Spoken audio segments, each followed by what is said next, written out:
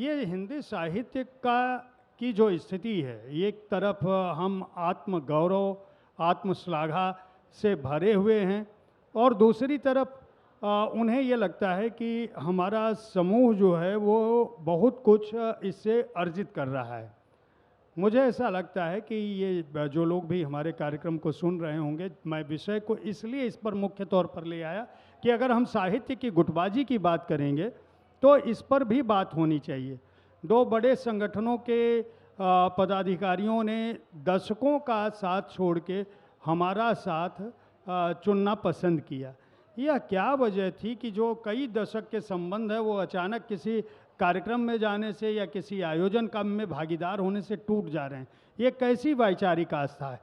एक और दूसरा जो बिंदु है जिसकी तरफ गणेश पांडे जी ने इशारा किया कि अगर आप लोकतंत्र की बात करते हो, लेखक बनने की बुनियादी कसौटी है स्वतंत्रता, अपने आत्म से, अपने विचार से, तभी तो आप लोगों को बताना चाहते हो।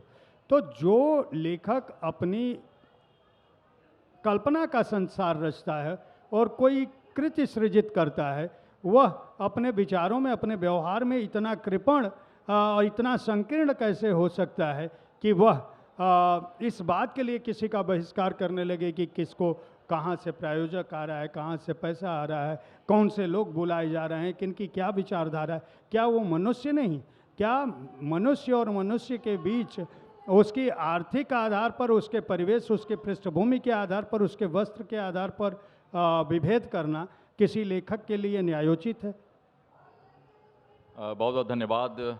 बहुत ही मौजू विषय है और केवल ये आज का प्रासंगिक विषय नहीं है, बल्कि जब से मनुष्य ने जन्म लिया है एक दूसरे को धक्का दे के आगे बढ़ने की प्रवृत्ति रही है। तो ये धक्का प्रधान सक्रियता का युग है। जितना धकिया सकते हैं उतनी जगह अपने लिए हासिल कर सकते हैं। ये तो एक बात हुई, लेकिन मुझे लगता है कि इस विषय का जो जन्म है वो भी शायद इस विचार से हुआ कि कुछ लोग इस तरह के आयोजनों को लेकर शुचिताग्रही हैं, बड़े पुण्यपंथगामी हैं और वे अपने विचारों से भरे हैं। लेकिन मैं कहूँगा कि ये विचारों का ही देश है, ये मतांतरों का देश है, ये तमाम दर्शनों का देश है, तमाम वैचारिक उपपत्तियों का देश है। इसमें किसी को अपनी बात कहने का पूरा अधिकार है और किसी दूसरे को अपनी बात रखने का एक स्पेस हो, इसका भी अधिकार उसे मिलना चाहिए। तो अभी जो नाट्य या जो ड्रामा साहित्य समाज में चल रहा है और अभी भी कुछ लोग अपनी बात रख रहे हैं सोशल मीडिया पर, क्योंकि वो एक ऐसा चौराहा है अनियंत्रित, जिसमें कोई भी अपनी बात आके कह सकता है, सींग लड़ा सकता है, मुठभेड़ कर सकता है, ट्रोल कर सकता है और अंत तक किसी व्यक्ति को नैतिक रूप से परिचालित करने की कोशिश कर सकता है। लेकिन ये वही देश है, वादे वादे जायते तत्वबोधः। हर व्यक्ति अपने आप में एक संस्था है, हर व्यक्ति अपने आप में किसी दर्शन का उद्गाता है। कम से कम अगर किसी विचार का पिछलगुआ नहीं है तो उसके अपने विचार हैं।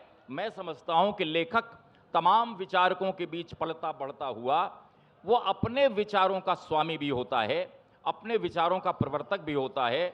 हर लेखक का अपना भी पक्ष होता है और मूलतः लेखक विपक्ष के आसन पर ही बैठा होता है किसी भी काल में, किसी भी कालखंड में। इसीलिए अपारे काव्य संसारे कविरेवः प्रजापति कहा गया है। एक प्रजापति है जो विश्व का सृजन करता है, मानवता का सृजन करता है। दूसरी तरफ कवि है जो उसका अपना संसार होता है, वो इस संसार से दुखी होता है, इस संसार की विडंबनाओं से दुखी होता है, तो अपना प्रतिपक्ष रचता है, अपना प्रति संसार रचता है।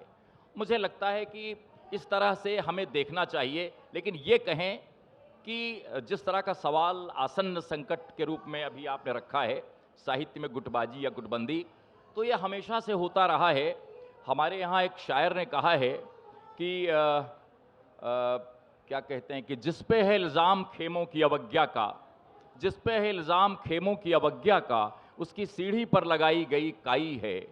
चींटियां आई थीं जो हक मांगने, उनको दे के बहलाया गया कुल्फी मलाई है। क्या बात? तो ये अपने हक के बारे में प्रतिबद्ध रहना और दूसरे के हक को छीनना, और तमाम गुटों के जरिए, जैसा कि डॉक्टर गणेश पांडे जी जो हिंदी के वरिष्ठ आलोचक हैं, कवि हैं, उनका भी मानना है कि यह जो है विभिन्न विचार और मतांतरों का देश, और लोकतंत्र में इसकी अपेक्षा रहनी चाहिए कि कोई भी व्यक्ति किसी भी मंच पर यदि है तो अपनी बात रखे। अगर मंच की कोई अवधारणा गलत है किसी समूह की, समुदाय की, व्यक्ति की, तो उसका वो विरोध भी करे। तो मुझे लगता है कि ये गुटबंदियाँ हमेशा सक्रिय रही हैं। गुटबंदियाँ चाहे पत्र पत्रिकाओं की हों, पुरस्कारों की प्रतिस्पर्धा की हों, या कि तमाम जैसे जातियों के विमर्श हैं, वो भी अपने आप में है। ये बिहार है, ये उत्तर प्रदेश है, ये स्त्री विमर्श है, ये दलित विमर्श है, ये अल्पसंख्यक विमर्श है। मुझे याद आता है कि किसी अल्पसंख्यक समुदाय के प्रतिनिधि, एक आईपीएस ऑफिसर ने कहा कि कोई अल्पसंख्यकों की कविता का समारोह है, उसमें आपको भाग लेना है, कविता पढ़नी है। उनका कि मैं कविता पढ़ तो देता, लेकिन मैं अल्पसंख्यक होते हुए भी पहले तो अपने को अल्पसंख्यक नहीं, मैं कवि मानता हूं, और कभी कोई अल्पसंख्यक नहीं होता। वो हमेशा बहुवचनीयता का प्रतीक होता है, उसका प्रतिनिधि होता है। मैं इस अल्पसंख्यक समुदाय के कविता संग्रह में शामिल नहीं होना चाहता। मैं इस तरह के गुट से अपने को अलग करता हूं, क्योंकि कवि की वाणी समूची मानवता की वाणी है, किसी अल्पसंख्यक की वाणी नहीं है, वो किसी दलित की वाणी नहीं है, वो किसी उपेक्षित की केवल वाणी नहीं है, बल्कि समस्त समुदाय की करुणा, मानवता, दया, उस सबका प्रतिनिधि होता है।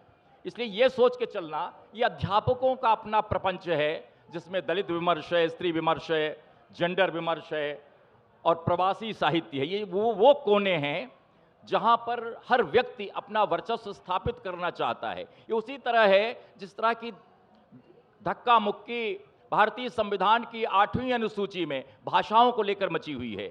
40 भाषाएं कतार में हैं, 22 भाषाएं संविधान की 8वीं अनुसूची में हैं, लेकिन तमाम समयों से आंदोलन चल रहा है, ये भोजपुरी है, ये है, ये भाषा है, सब 8वीं अनुसूची में आने के लिए प्रतिबद्ध हैं। क्यों? क्योंकि उनकी अपनी भाषा के आ जाने से लगता है कि उनकी अपनी भाषा मजबूत होगी, लेकिन वे ये नहीं समझते इस देश की जो राजभाषा है वो उतनी ही बार बार कमजोर होती है जितनी भाषाएं 8वीं अनुसूची में आकर प्रविष्ट होती हैं। तो मैं समझता हूं कि तमाम तरह के गुटबाजियों के बीच भाषा, संप्रदाय, जाति, क्षेत्रवाद और इस तरह की जो वैचारिक अंतर संघर्ष हैं, ये मानता हूं कि गुटबाजी रहे, लेकिन वैचारिक संघर्ष और वैचारिक जुझारूपन भी और मत मतांतरों को पूरी जगह मिलती रहे। एक ध्रुवीय विश्व हो ऐसा मैं नहीं चाहता हूं, एक ध्रुवीय रचना संसार हो ये भी नहीं चाहता हूं। हर व्यक्ति को अवसर मिले, उसको धकियाया ना जाए। ऐसी गुटबंदी अगर है जिसमें वैचारिक सक्रियताएं हों, लेकिन इस तरह की धक्का प्रधान सक्रियताएं न हो कि किसी को हम उसकी कुर्सी से अपदस्थ करके बाहर निकाल दें।